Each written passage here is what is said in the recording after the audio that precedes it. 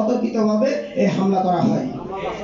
তো আমরা চাই আমাদের উচ্চ আদালতের রায়, হাইকোর্ট অবমাননার রায় এবং মাননীয় আসিফ নজরুল স্যারের যে ইতিবাচক মতামত অডিটর পদকে 10 গ্রেড করা, সেটা অনতিবিলম্বে বাস্তবায়ন করা হোক।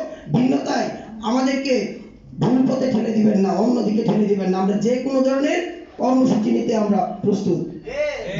ধন্যবাদ। আসসালামু আলাইকুম।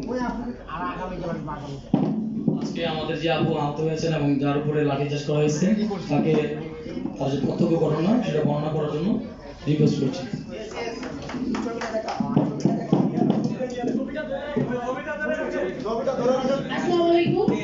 আমরা যখন আমাদের অবস্থান কর্মসূচির ইতি টেনে আমরা সবুজ চত্বরে ফেরত আসবো এই ঘোষণা দেওয়া হয়েছে, তখন আমরা অলরেডি সবুজ চত্বরের উদ্দেশ্যে যাত্রা শুরু করেছি। সেই মুহূর্তে অন্য সব পুলিশ না, এখানে ছবিতে যে পুলিশকে দেখছেন ইনি আমাকে ধাক্কা দিয়ে আমার পুরুষ কলিগদের গায়ের উপরে ফেলে দিছে এবং সে আমাদের আরো মহিলা কলিগ ছিল তাদের উপরে তাদেরকে আহত করেছে, ধাক্কা মারছে, ফেলে দিচ্ছে, আমাদেরকে লাঞ্ছিত করছে। এখন ওইখানে অনেক মহিলা পুলিশ ছিল, মহিলা প্রশাসনের লোকজন ছিল। আমার কথা হচ্ছে ওনাকে এই ক্ষমতা কে দিয়েছে যে উনি পুরুষ মহিলা পুলিশ উপস্থিতি থাকা সত্ত্বেও আমরা আমাদের কর্মসূচি শেষ করে যখন ফেরত আসবো তখন আমাদেরকে বিনা কারণে আমাদের গায়ে হাত দিল, আমাদেরকে লাঞ্ছিত করলো, আমাদেরকে ধাক্কা মারলো, আমাদেরকে আমাদেরকে ফেলে দিল। কেন? পুলিশ কি এখনো তার রং বদলায়নি? পুলিশ কি এখনো সরকারের দোষর হিসাবে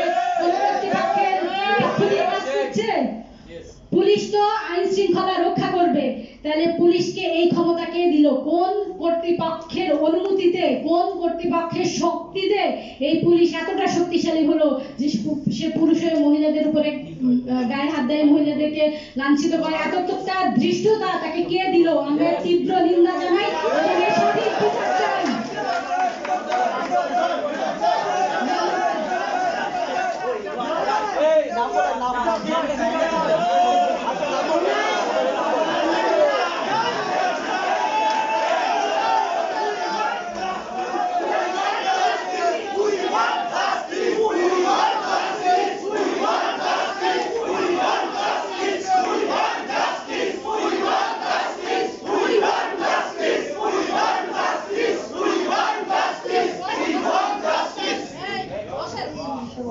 আমি আর একটা কথা বলতে চাই, সেটা হচ্ছে যে কর্তৃপক্ষ নিয়ে কথা হচ্ছে বা যেই অডিট অ্যান্ড অ্যাকাউন্ট ডিপার্টমেন্ট নিয়ে কথা হচ্ছে, অর্থাৎ সিএজি ভবন, অডিট ভবন, এটা একটা সাংবিধানিক প্রতিষ্ঠান।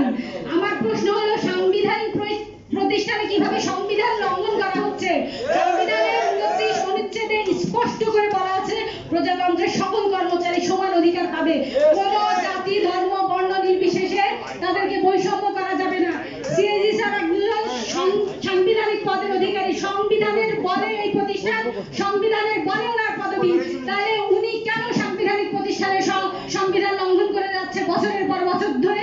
তাহলে আমাদের সমাজ যারা সংস্কার করছে, বর্তমান আমাদের মাননীয় প্রধান উপদেষ্টা এবং অন্যান্য উপদেষ্টা এবং সকল সুশীল সমাজের আমি দৃষ্টি আকর্ষণ করছি, বাংলাদেশের যদি সাংবিধানিক প্রতিষ্ঠান না হয় তাহলে এই বাংলাদেশের কি সংস্কার করবেন? আমরা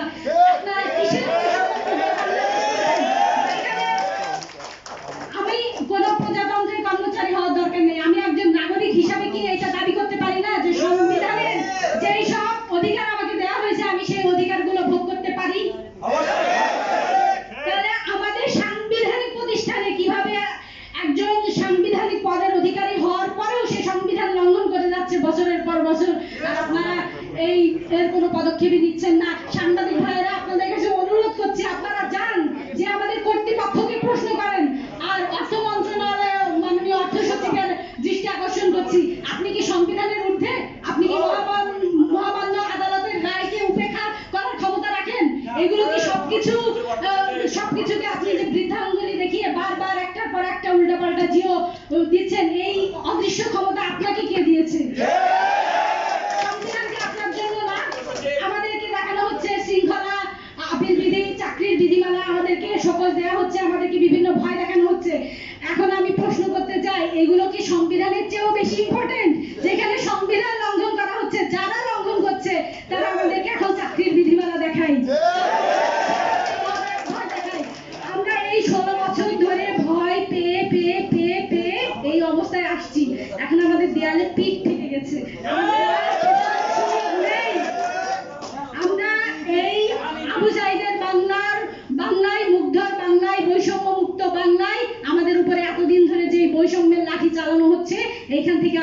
মুক্তি চাই। আমরা চাই বাংলাদেশের প্রত্যেকটা মানুষ তার সাংবিধানিক অধিকার ভোগ করবে।